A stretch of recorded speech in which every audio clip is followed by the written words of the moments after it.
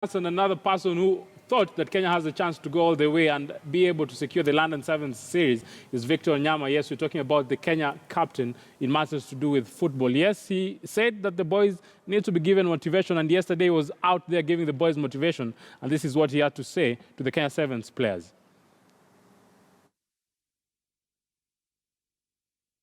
Kumbe watu wa Kenya pia mnacheza rugby. Walikuwa wanipashaga wananiambia nyinyi hata bola mko ndio tu naambia sawa. Lakini baada ile Singapore kumkibeba Singapore siku hizi wanakuwa respect. So ningependa kwa wish well game ya kesho. Mko nayo moral mko nayo. Hope najua mnaweza fanya mambo na mkabiba kitu. Ni vile tu kujiamini. Vile mnajiamini vile mlibeba mpaka Singapore kesho inawezekana jamaa.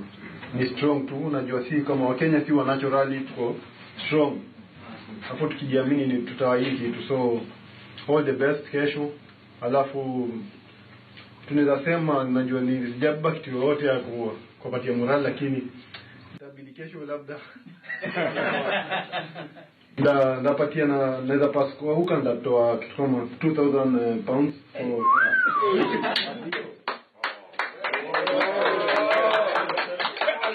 ungesema tunapatia na kitu ilete 100 pounds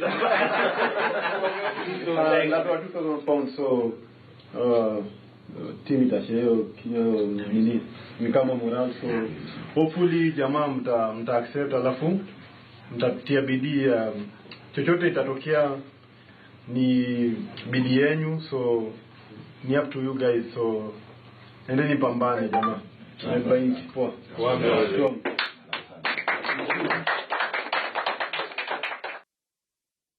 Yes, strong is the last word he's telling the boys. Do you think that the 2,000 pounds that he's promised us the boys will be a motivation enough for them maybe to go out in the remaining matches and try to make a statement? Maybe it's a good thing. How many Kenyans are there? How many Kenyans can come up maybe and give them even 100 pounds, as they say. It's not an easy thing. And for Wanyama, it was a good thing for the team, and it will boost their morale. I think it's one of the reasons that's why they performed how they performed against South Africa. Wales and USA, the next test for Kenya. What do you expect of Kenya? I remember we were watching the match between Wales and USA that was played earlier on at around 1, and I think when you look at that clearly, Wales were like a mile away against USA, and probably if USA play the way you played Wales, then we have a chance against USA. Wales right now, I think, looking at them, it's a team that at the moment does not make many mistakes, and they were capitalizing on the mistakes that USA was making and getting tries in that match. So against USA, we have to be very clinical and tactical.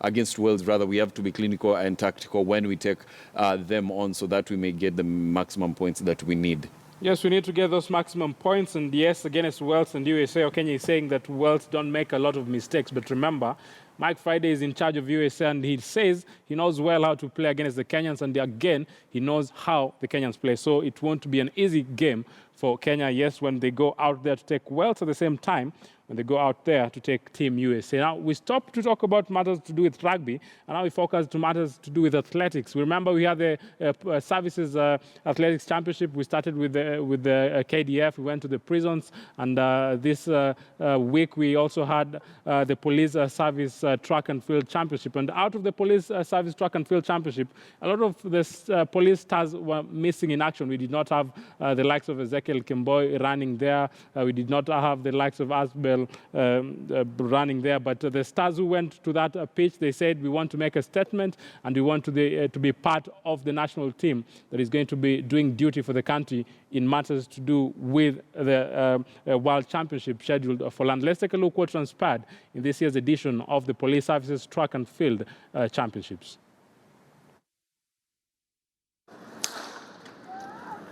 The final day of the 5th edition of the Police Service Track and Field Athletics Championships missed some key Kenyan athletes' bigwigs, including 3,000 meters steeplechase guru Ezekiel Kemboi, 1,500 meters world champion Asbel Kiprop, Faith Chepngetich fresh from her 1,500 meters glory at the Shanghai Diamond League, and Ferguson Rotich, just to name a few of the servicemen and women.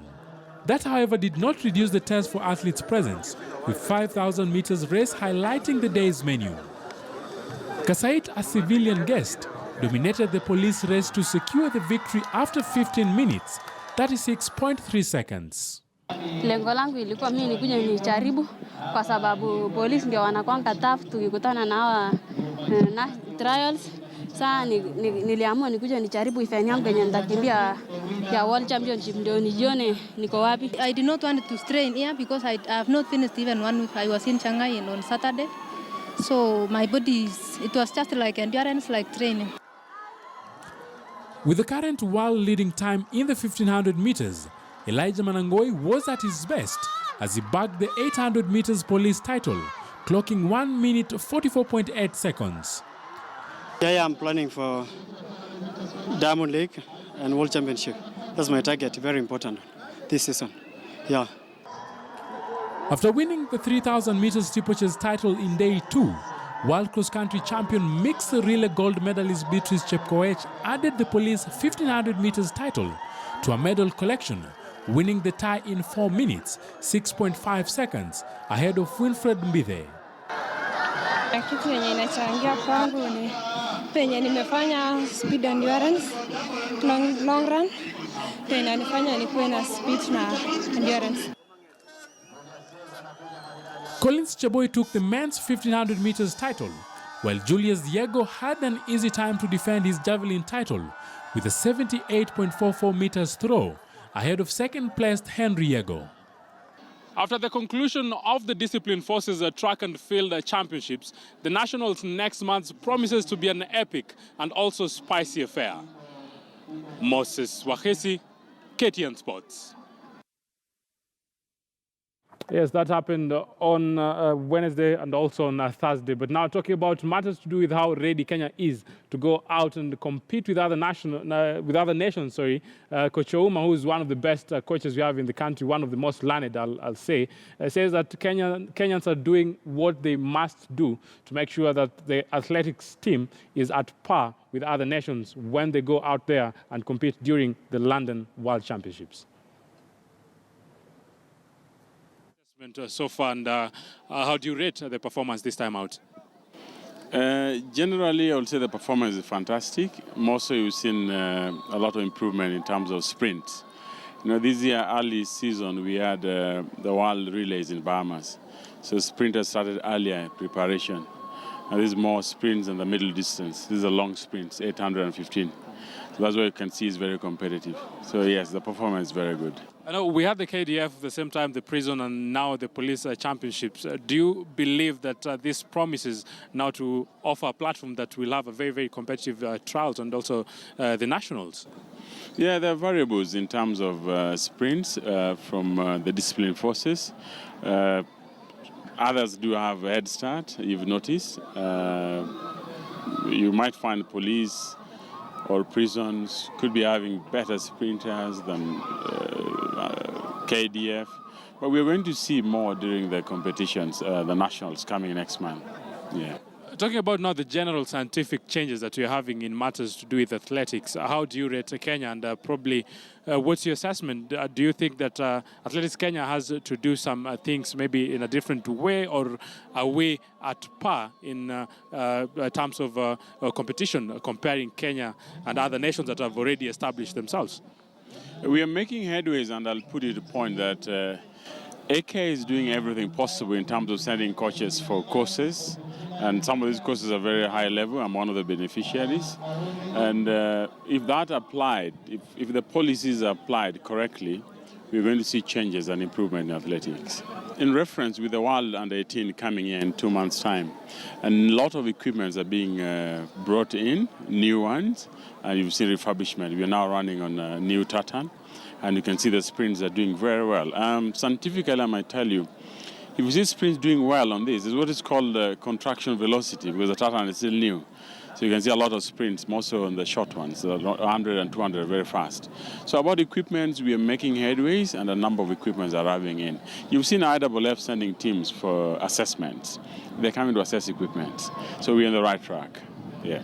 Talking about us being in the World Track as we conclude, what do you expect now going to the World Championship? A lot of countries will be there, and most of them always say that Kenya is a country to beat.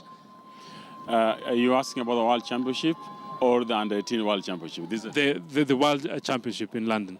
London, remember, we are the defending champions. We were position 1 in 2015.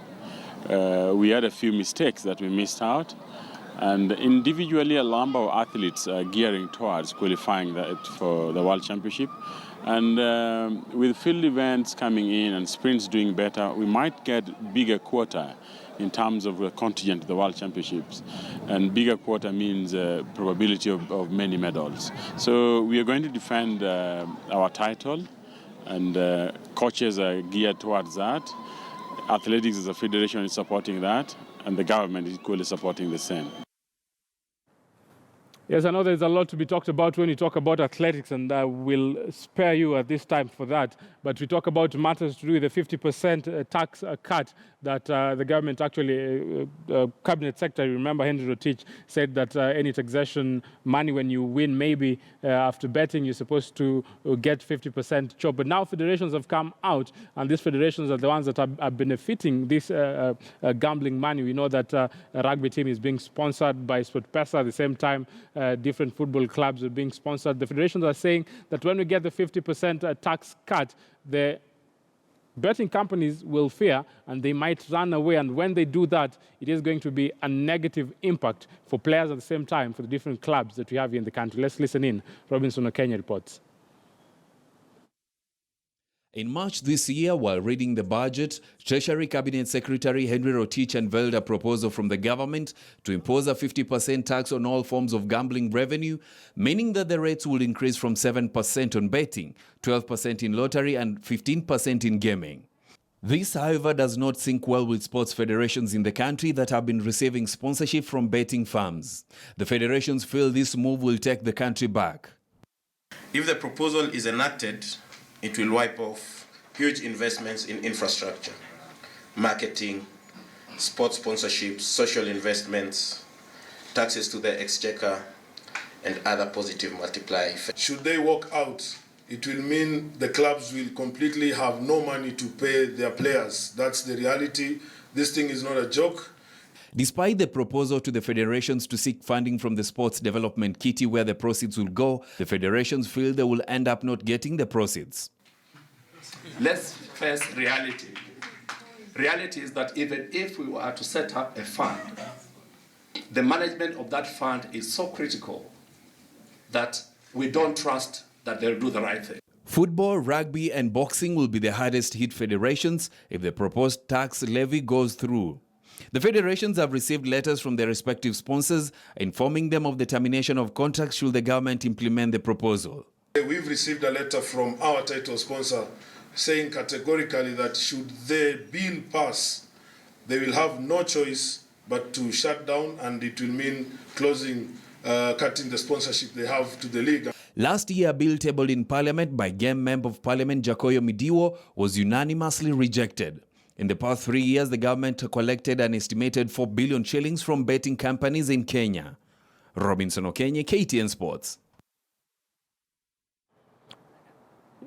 It is matters to do with money, matters to do with taxation. A lot is at stake. What do you take? Do you think that it is right to get a 50% tax cut? And if at all we get that, I think these betting companies are saying that they're going to run away from sponsoring. Should they also run away from sponsoring other leagues? Let's talk about English Premier League, because also sponsor teams. Will they at the same time run from that, or it is just a plot negatively here in the country? It is a negative thing and something that we hear about, and it's not a good thing. It's a no-brainer, Moses. We've been struggling as far as sponsoring our sports teams and also sports in the country. And someone comes from nowhere, spends like more than 100 millions in sponsoring football in the country, pumps 600 millions to rugby, which has been struggling. And then you come up with something that will affect maybe their business, and it's not a good thing. So the government should look into it, and it's not a good thing at all in sports. What's your take, Kenya?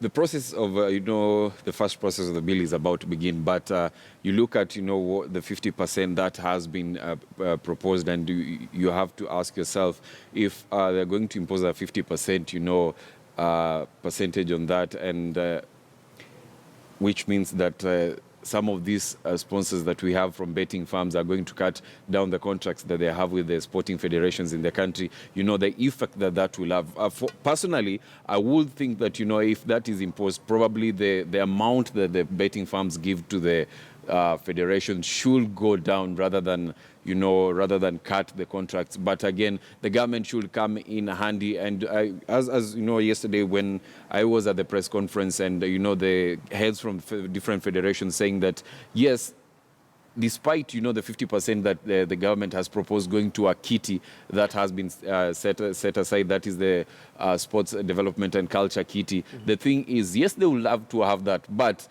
how long will it take for them to get money from that kitty? And the thing is, like Richard Omwela was asking, we've had the housing fund, we've had a number of them set aside, but how long does it take for one to, get access to that? So those are among other questions that we have, and probably, some of the big teams that we have in the country, Gor Mahia, FC Leopards, there are time that they were struggling with, things to do with financial stuff, and when the sponsorships came in, they actually, bailed them out from such things. So it's both, on the negative and positive side of the coin, and the government has to come in and make sure the regulation, yes, it doesn't have to be 50%, but an amount, a percentage that cannot, affect all these things. Yes, a percentage that cannot affect this. It has been 7%, but yes, if it goes to 50%, I also agree a lot of clubs maybe are going to suffer. Now, we take a short break, but when we come back, we're going to slightly talk about the Kenya Premier League, and then our main focus will be in the English Premier League, where there is a lot at stake. When we talk about the top four at the same time, we know that there are teams that have already been relegated, but the struggle for some team will continue in the last match that is scheduled for tomorrow.